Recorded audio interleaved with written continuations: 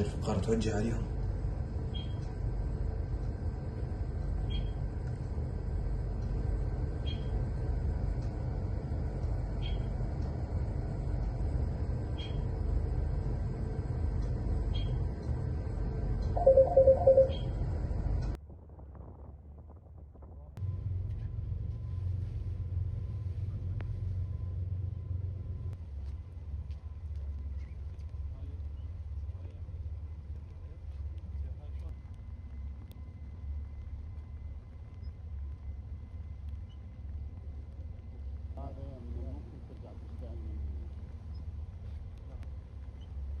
Iran said the world should get ready for oil to hit $200 a barrel as its forces attacked merchant ships on Wednesday in the blockaded Gulf.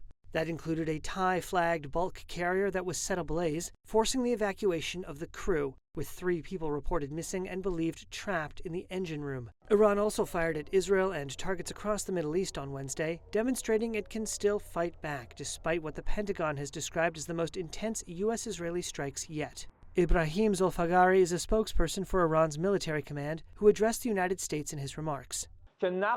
You will not be able to keep oil and energy prices artificially low through economic life support. As we have already warned, if the war spreads across the region, expect oil to reach $200 per barrel. Oil prices follow the level of security in the region, and the source of that insecurity is you.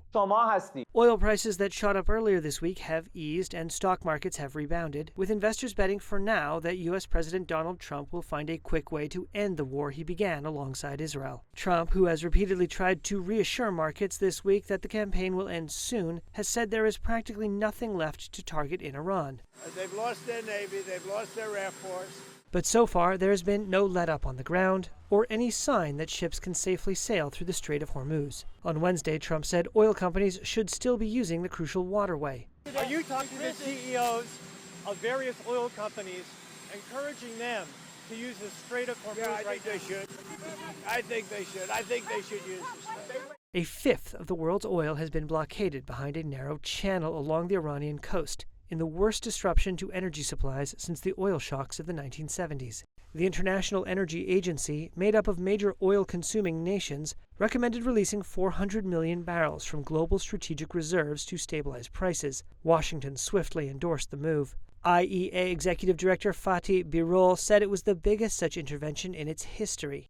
IEA countries will be making 400 million barrels of oil available. This is a major action aiming to alleviate the immediate impacts of the disruption in markets.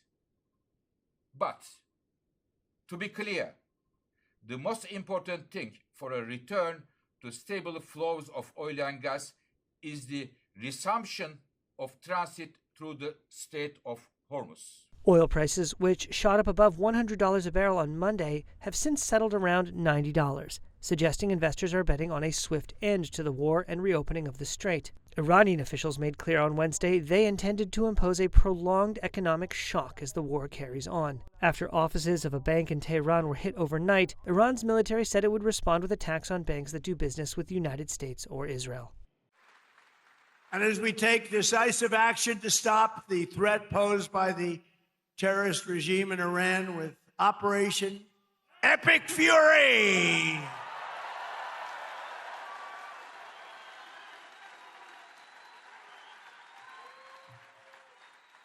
Is that a great name?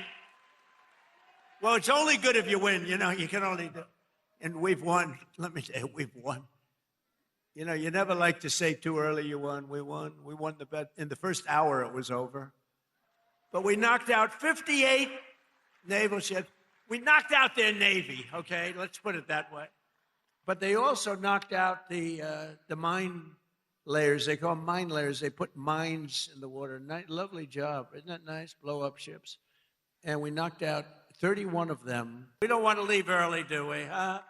We got to finish the job, right?